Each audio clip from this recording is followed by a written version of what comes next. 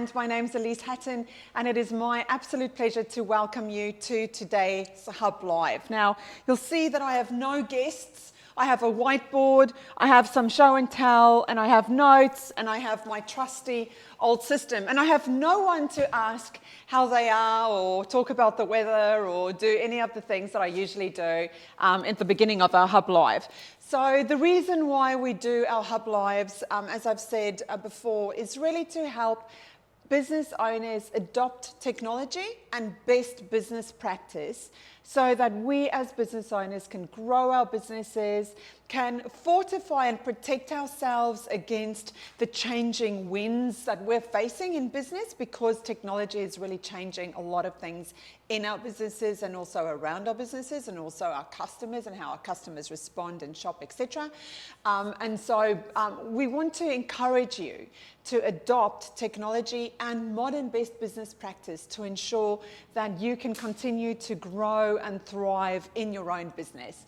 So it's my pleasure to be with you today, and we do these HubLives every single Thursday at 1 o'clock, and we try and cover topics that might be relevant to you and talk about how-tos. As you would know, I interview a lot of people on the couch with me, and we talk about how-to in all of the areas of business. Now, if you've been following our HubLives, you'd be familiar with this structure. And really all the structure is a little bit of a high-level view of all of the different focus areas that we need to have a handle on and have a picture on and have a system for in business. Now, you would know that we've already spoken about marketing and marketing systems quite extensively. We spoke about the difference between marketing and sales, and how you need a sales system, a CRM, a customer relationship management system, which is often like a software digital program or product. We spoke about the psychology of sales. We've spoken about delivering your value, so your product or your service, or maybe sometimes we have combinations of products and services. Delivery is all about creating the value. So if you're manufacturing, or you're ordering in, or you're on-selling, or you're creating, or you are whatever you're doing in terms of making your product and service and delivering that to your customer. We've dealt with that in the delivery area. And then we spoke a little bit about money, and we had a few accountants join us on the couch, and we spoke about all the different things that a business owner needs to do to ensure that we're looking after this thing called money. So the way in which the system's set up is really your marketing talks to your target market, which is out here. And then you get a prospect or a lead who says, yeah, I'm kind of interested in what it is that you're selling. And then we have a sales conversation to ensure that we get that customer to actually do a transaction with us, to buy something from us, to exchange our value and for their money, so that we get to deliver our products or services, which in the new modern business language, that's often referred to as value. So the word value really just means, what is the thing that you're giving to your customer that's making their life better? And that can be a product or a service or a combination of the two. And then if we do all of this really well, we should and will have some money. And also money is like at the middle of this little system here, because money is really like the lifeblood of every business. So if we do these things well, we have money. And as I said before, we had the accountants on the couch to talk about how does this money area work? How do we have to think about our finances? Well, how do we budget? How do we think about cash flow? What tech tools are there that can help us? How do we keep our receipts? How do we do our bookkeeping? We also spoke a little bit in this area about who you need on your team to help you out. Then systems. Systems is really the thing that underpins everything. Now, business is a system of systems, and a well systemized business runs like a well-oiled machine. It runs like a car that's just running perfectly. And so this area of systems we've also dealt with a lot, and I had some people with me talk about systems. And then we've been talking about team. And last week we had the amazing Simon Lever on the couch with me, and we spoke through a few of the issues regarding recruiting and leading a team. And so what I would like to do today is I'd like to talk to you about the 7 keys to a high-performing, effective, winning team. So, or the 7 steps. What are the things that you as the business owner needs to do to ensure that your team is functioning and performing at a really, really high level? Now, it kind of links back to the 9 steps to systemizing your business, which I did a few weeks ago. And if you missed that HubLive, please go back. I think I was on the couch on my own again, just with papers around me. So that's how you'll know it's the 9 steps to systemizing your business. That video, I went through this quite extensively. But today I want to touch on, paint a picture of, and for us to get a really good handle on this, a winning team and what it takes to formulate a winning team. Now, I'm going to use some examples as I go through these 7 steps. And these examples were very much just about the SmartHub. So as you know, we're coming to you live from the SmartHub, and the SmartHub is our co-working space, which is a phenomenal place, and we have a great community here. But we also have a phenomenal team helping me and Council, Rockhampton Regional Council, run this space and create an ecosystem, which is what we've been doing. And an ecosystem is essentially a jargony word that says a community of great people. We're all interested in business. So I'm going to be referring back to the SmartHub and using some of our examples that we do here and how we think about our team here, and then you might be able to find some value in that too. And I'm sure that you'll be able to resonate with some of what I'm about to say. Okay, so number 1, why do we need a team? I'm sure we've all heard the acronym TEAM, T-E-A-M, together everyone achieves more. Together everyone achieves more. Well, is that in fact true? My personal experience is that is 100% true when you have a winning team. Now, we have a couple of problems. Number 1 problem is, as a business owner, as an entrepreneur, we only have 24 hours a day, and we only have limited energy, attention, and focus. So I often think it's not actually time that we run out of. We run out of energy, the ability to focus, and the ability to bring and put our attention on a specific thing. And so for us to achieve anything significant, we need other people to help us.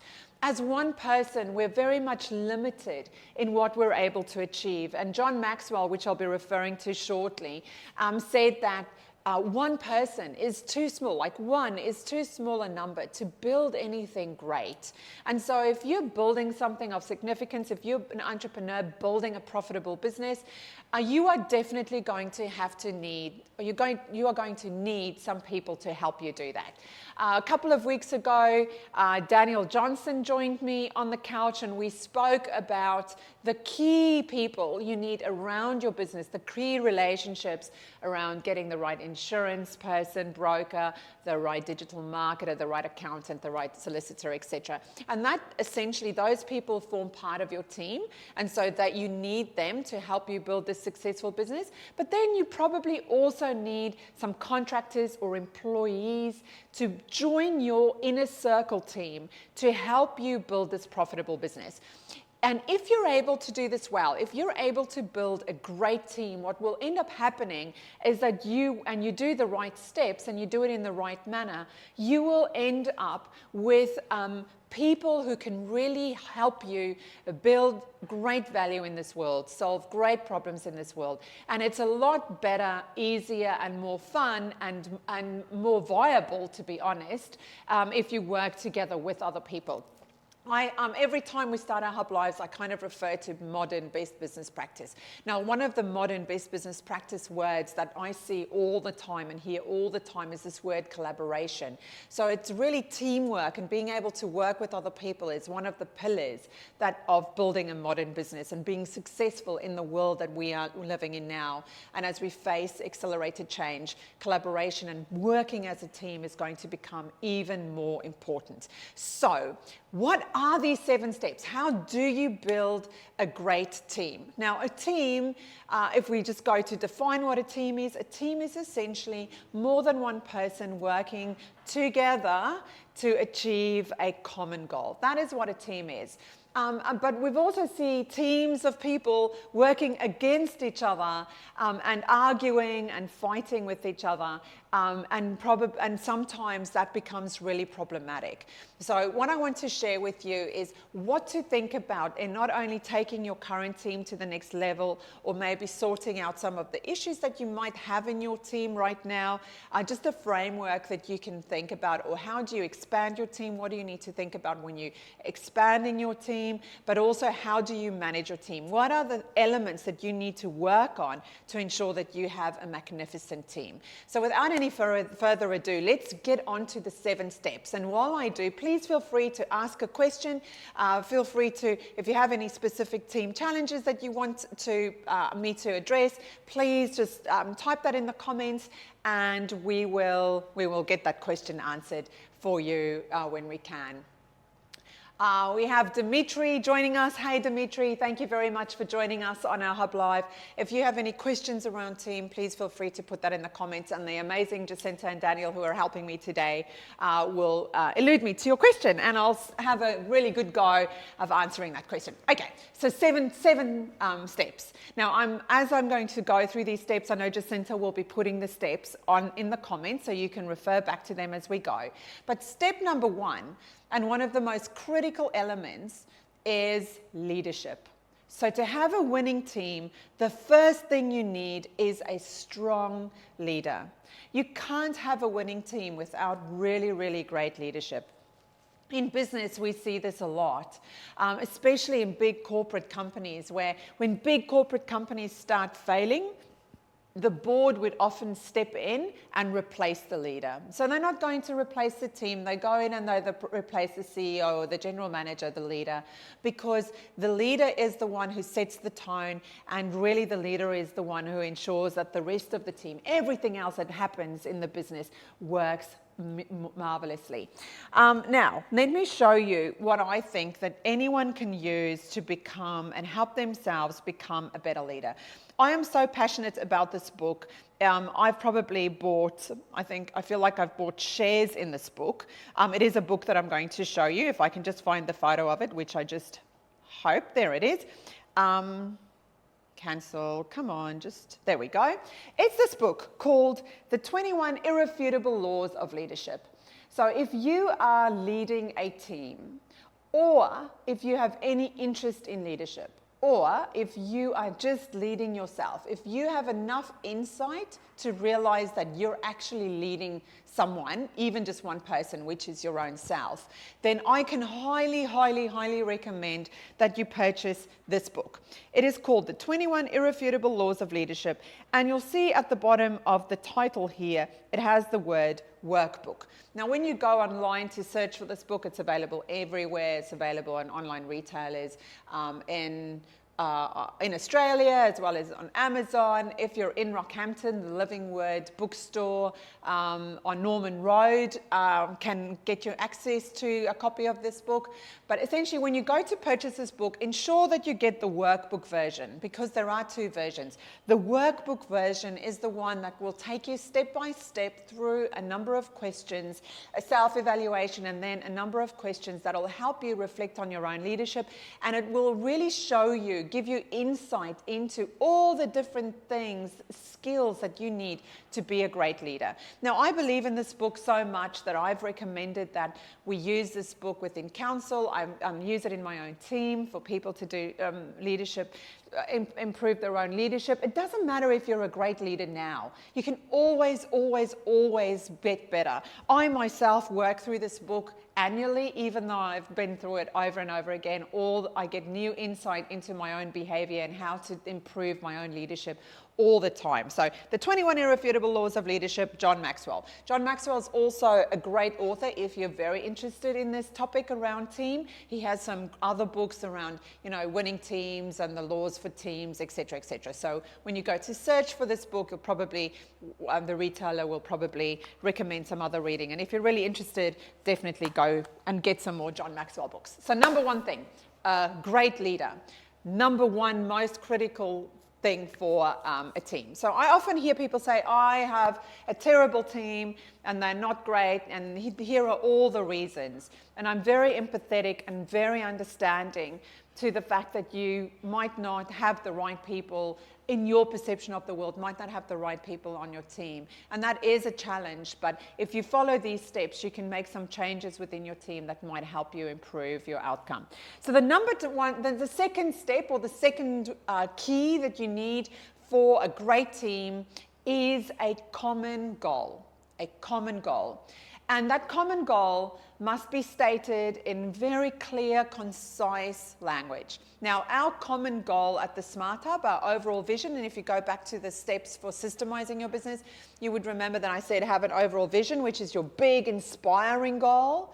And then you have your mission statement, how are you going to achieve that goal? And then a little bit later on, you actually have specific goals that you want to achieve in the next 90 days or 6 months or year. So what we do here at the SmartHub is our overall vision under this common goal. And if you ask anyone in my team, they'll be able to tell you this because I talk about it all the time. What are we here to do? Our common goal is to create a place, a home for the entrepreneur.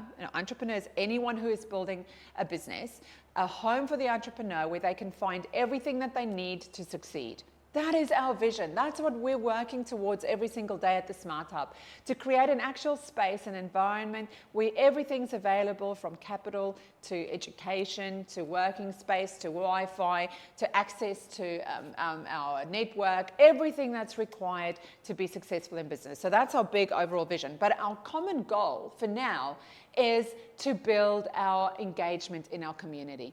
So we have very specific metrics that we have, and if you ask anyone in my team what's our current common goal, they'll be able to tell you we are building this, and here are the numbers that we are trying to hit. And we talk about that in our team meetings. How are we going? How are we tracking towards our goals?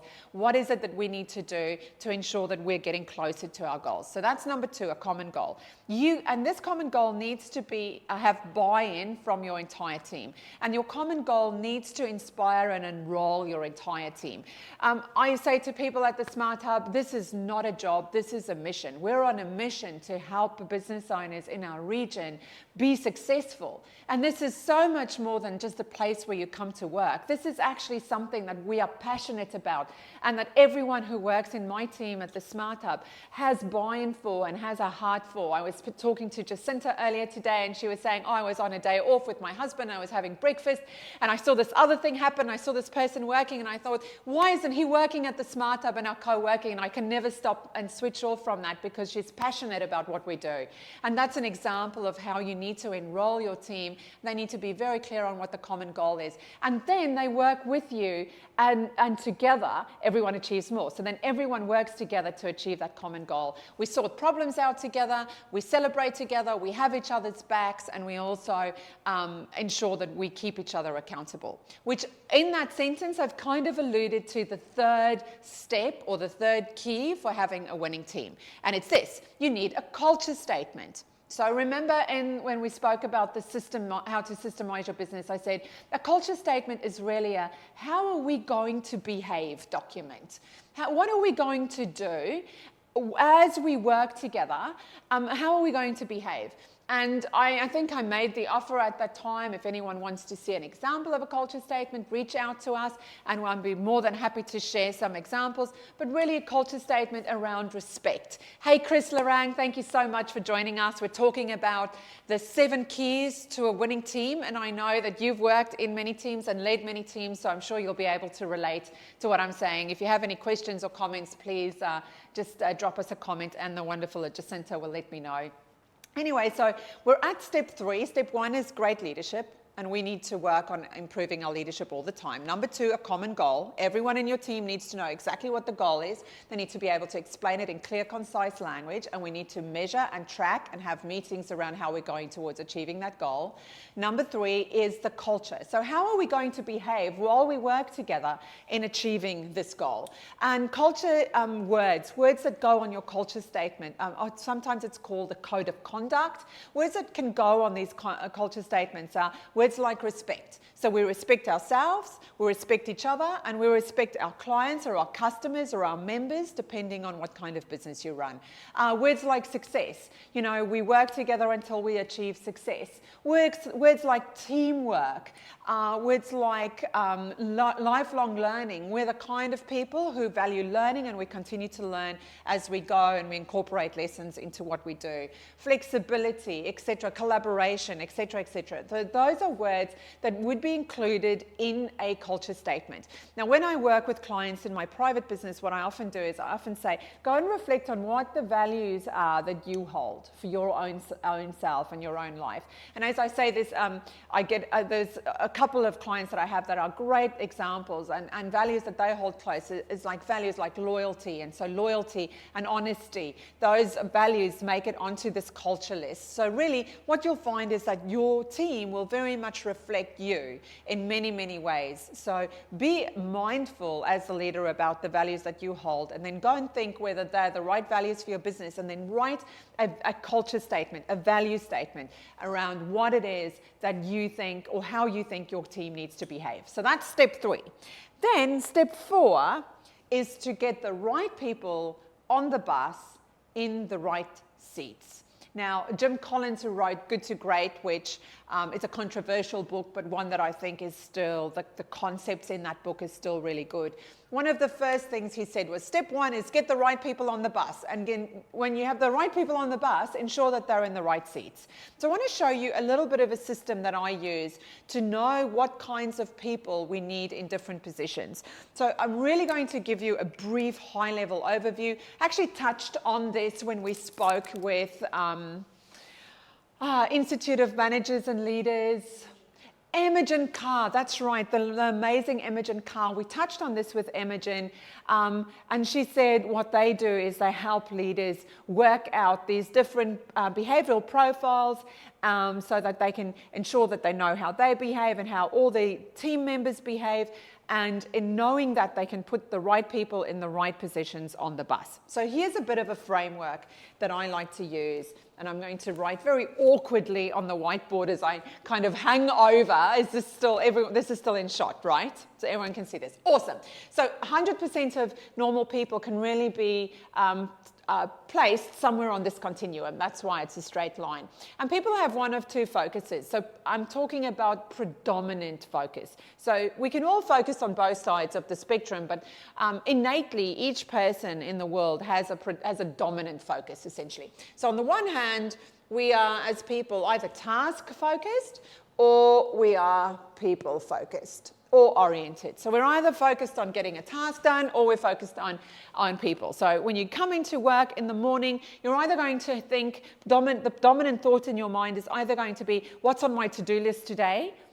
Or I wonder who else is at work, and I wonder how they are, and I wonder how the netball went last night, and I wonder how things are going at home, etc., etc. So you're either going to think about people or you're going to think about things to do, tasks, goals to achieve. And interestingly, the 80-20 rule applies beautifully to this little model, where about 20% of the world are more task-oriented and 80% of the world tend to be more people-oriented. Now, this is a very simplistic model. We're talking about something that's quite complex, human behavior, and this just gives you a mental model to use to think about how people behave and where the right seats are for them on your bus. So if we divide these, generally we have 4 groups, not 2. So we have task people and people, but we divide these 2 groups into 2 further groups. So we have 3% of the population are drivers, and they're the kind of people who are visionary, big picture people. They do not like details, they like results. And they like to move super fast, they think fast, walk fast. In fact, I hope you don't mind saying, Daniel, who's here, Daniel on my team is a bit of a driver. He likes to get to the result as quickly as possible with as little fuss as possible. And he'd like to skip the detail if possible, just get the job done. The next level down, or the next group over here, 17% of the world, because it all adds up to 20, obviously, is what I call analyzers. Now, analytical people, that doesn't look good. Oh, don't we love these lives? Anyway, analyzers are people.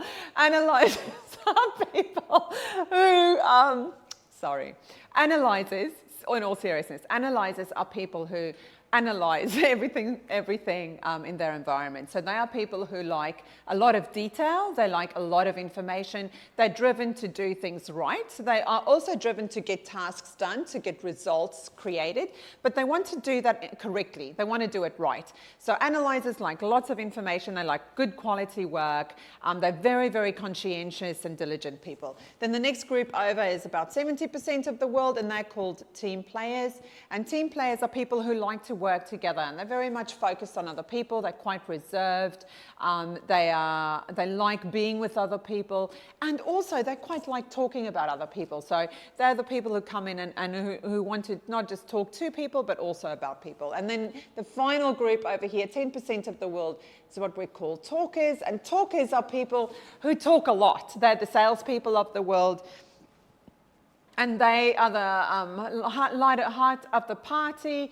They like being sociable. They like fun, and they gather a lot of people around them. But these people over here often think that these people are a bit too loud. So I'm sure someone comes to mind, who's a talker, someone who's super persuasive but loves talking. I'm sure you know a team player in your life, someone who's stable and steady, very family-oriented, loves doing things together. An analyzer, a person who likes lots of detailed information, who's task-oriented but will get there step by step, go through every process, want to do it right.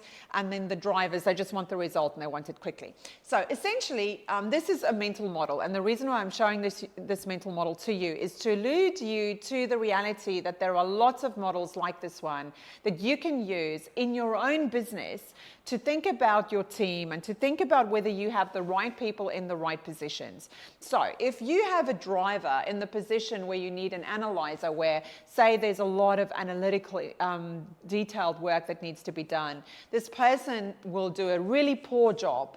It doesn't mean that they wouldn't do a great job in a different position. It's just they have the wrong position. So if you have team members in your business that have buy-in in the common goal, they want to do this with you, they live the culture, they're the right kind of people for your business, but they're not performing well in the role, what you could do is you could do one of these tests, and you can see what these people are that you have in your business, and then you can ensure that you have all the people in the right spots. Also, when recruiting, you want to go and think about what kind of person. Am I recruiting a salesperson? If I want a salesperson, I probably need a talker, because they're natural salespeople. So it'll be easier to manage a natural salesperson to do sales than it would be for, say, an analyzer or a team player who don't naturally take to sales to get them to do it. So you can really think about recruitment in terms of this model. If you need more information, please feel free to contact us via the SmartHub private message group, or even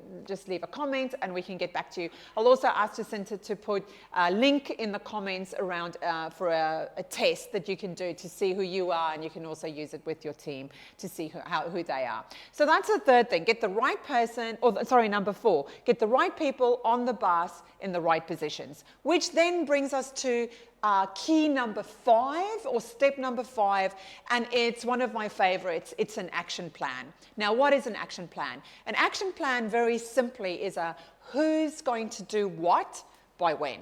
Who will do what by when? Now, the way in which I manage things in my team and my own preference, I'm not saying that this is the right way, I'm just saying it's my preference. The thing that I really like is having a bigger picture action plans. So I know exactly who's responsible for what, and then leaving it up to the team member to make their own actual detailed action plan. And whenever they ask, oh, what do I think I should do, I'll ask them first. So I'll say, what do you think you should do? And help people come up with their own answers. Because your team knows what they're doing. You employed them for a reason, and you need to empower them. So you need to support their own thoughts and their own risk-taking. You need to help them take responsibility for their own work. And when you do, what you'll find is that they'll probably surprise surprise you in how well they will execute and achieve goals. Now, last week when we spoke to Simon, I spoke about commander's intent, ensuring that your team knows the kind of where they're going. Well, if you have a common goal, you tick that box.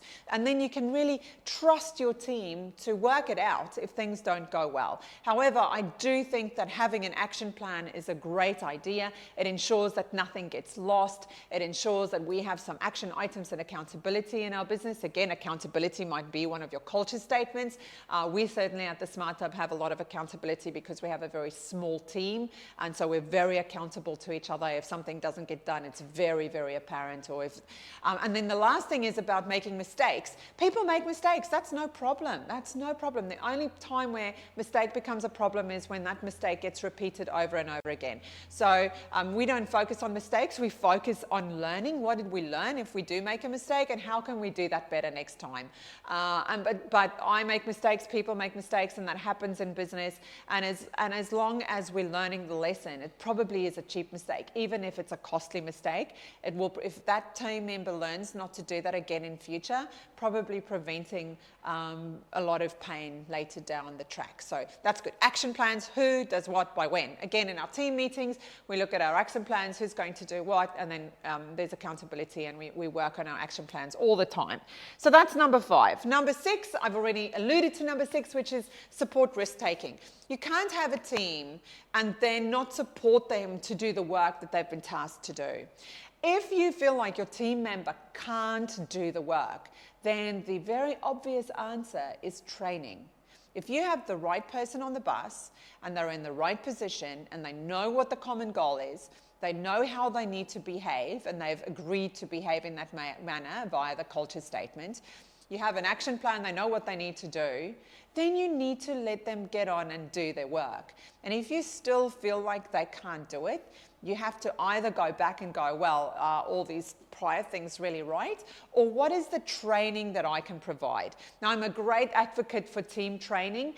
The reason why I'm an advocate for that is because I think when you invest in people and you train your people, you're really investing in training, you're really investing in your own business, because your business is greatly dependent on the skill level of your team. Greatly dependent on the skill level of your team. Richard Branson has a great saying, train your people well and treat them well so that they stay with you. I know a lot of business owners feel like they can't train their team because if they were to train their team and that team member were to leave, then that would be a poor investment. No, in fact, if you train your team well and you treat them well and you enroll them in an inspiring common goal, then I'm pretty sure that they will stay. And every now and again, someone will leave, and that's okay, because it creates an opportunity for someone new to step in, and new opportunities, new thinking, new blood, new everything. So that's number 6, is support risk-taking. Number 7 is communication. Now, whenever you talk to any team members, or we talk team in any way, this word communication seems to always come to the forefront. Now, what's interesting about communication is we all like to be in the know. We all like to know what's going on. We all like to be communicated to with respect. We all like to be included in communication and not be left in the dark or not be excluded. So communication is really, in a way, one of the most fundamental, foundational pieces in running a great team. Now, good communication starts with the leader. So in a leadership position, I think it's really important to have the common goal in place, refer to it often, and when you give an instruction, explain why. How does this fit into the bigger game plan, or what's the bigger picture, or why is it that you think that we should do this? The second thing in communication is, in this mental model of human behavior, all of these people like to be communicated to differently. So it makes it a bit tricky, because you might be talking to a driver, and when you talk to a driver, they actually don't want a lot of information. They just want the bottom line of what they need to do, and they want clear and concise instruction, and off they go and they get it done. But when you're talking to a loaner, they actually do need a lot of information. So saying to a loaner, just do it, or just think about it, or just get it done, is very difficult for this person, or sorry, a loaner, an analyzer. It's very difficult for an analyzer to accept that kind of shorthand short communication. They want lots of information and detail. Team players like to be communicated in a reserved manner, in a steady manner, and they don't like change. So they don't want you to communicate lots of change quickly. They want things to stay the same, but they also want to be included all the time.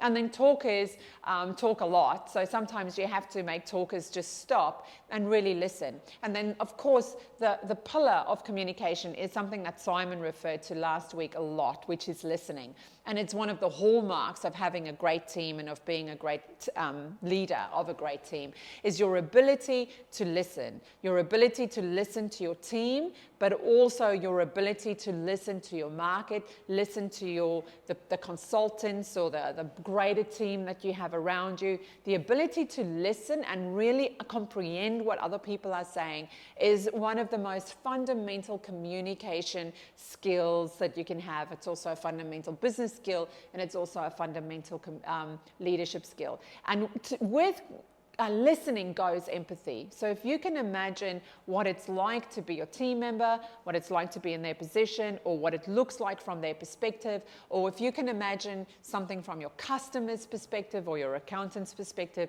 it helps you have empathy from where they're coming from, it helps you have understanding, and it helps you get to a better outcome. Now, Chris Lorang says, Loveless, great insight for founders. Actually, for anyone who's looking to adopt and grow. Thank you so much, Chris, for that comment. I really appreciate it. Yeah, it is. It's fundamental to have a team to drive growth, which brings me to something that Chris and I actually have some experience in, which is around the communication, and it's around robust communication. So if you're in a team, does that mean that you should always agree with everything? That's a really fundamental question. When you're in a team with someone, does that mean that you should always agree with everything? Well, my view is no. My view is that if you surround yourself with people who are always agreeing, or who is always agreeing with you, then there's a problem. Because there are so many different perspectives in any issue. You need people who can bring that perspective to the table. In fact, sometimes you need a devil's advocate. Sometimes you need someone to go, hey, but what about this? Or what if that happened? Or how are we going to manage this? You need people who can talk honestly about the issues that they see in the business. So you need people who can raise challenges. Hey, Cooper, thank you so much for joining us. I really, really appreciate you coming again to our HubLive. We're talking about team and the seven keys. And we're at the very last key. We've dealt with leadership, we've dealt with common goal, we've dealt with having a good culture, getting the right people on the bus at the right spots, getting a really great action plan, who does what by when, supporting risk-taking and including everybody. And then we're at the very final step, which is communication, and about robust communication. So mature teams have the ability to disagree, but they disagree from a place where they passionately have bought into and want to achieve the common goal.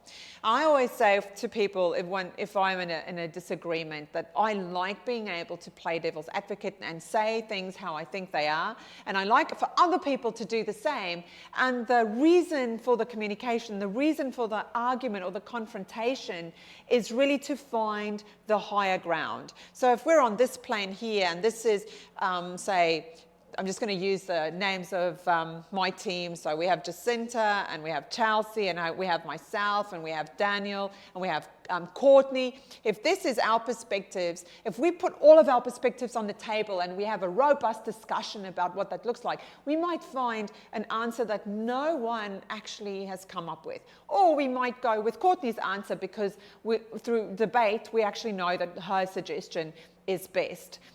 So I think one of the hallmarks of really, really peak performing teams is this ability to have robust conversation and then put all that conversation to one side and unite behind the strategy that everyone's agreed to, and then go and execute on that to achieve the common goal. So I would highly, highly, highly recommend that you do some self-reflection and analysis and personal development, that you become that person who has insight and has respect for others and can add something valuable to the table, and then stand by that and debate your point so that as a team, you can find the best way forward. So there we have it, the 7 steps or the 7 keys to a high-performing or a winning team. I'll go through them again just finally. So we have great leadership. Go do the John Maxwell book. Highly recommend that book, 21 Irrefutable Laws to Leadership. Then we have that common goal. Every single person in your team needs to be able to voice that common goal if someone asks them what it is. And that's everything from the vision to what is the exact thing that we're trying to achieve now. Thirdly, the culture statement. How do we behave? We have teamwork, we have respect for each other, we push to success, we have accountability, et cetera, et cetera. We might be inclusive. All of these words that really describe the culture. And then step number 4, let me just check that I'm on the right track. Yes, the right people on the bus in the right seats. Do some behavioral analysis, do the Myers-Briggs, do the DISC, do this. We'll put the Apex report stuff in the comments. Go and check who you are, check who your team is, and ensure that you have everyone in the right spots. Then number 5, have an action plan, or who does what by when. And then support risk-taking. When you've given someone responsibility to do something, let them go and take some risks within the boundaries that you've set so that they can learn. And then finally, communication. Now, I love, Chris Larang has left another comment. I love the term creative abrasion. Yes, how great is that? In terms of that debate, creatively abrasion, meaning that we're rubbing the edges off each other and we're polishing things so that we can come to the heart or the essence or the best way forward. I absolutely love that, Chris. Thank you so much for contributing to our HubLive today. I very, very much appreciate it. So if you have any questions or if you'd like any of the documents that I've referred to, please reach out to us via our comments.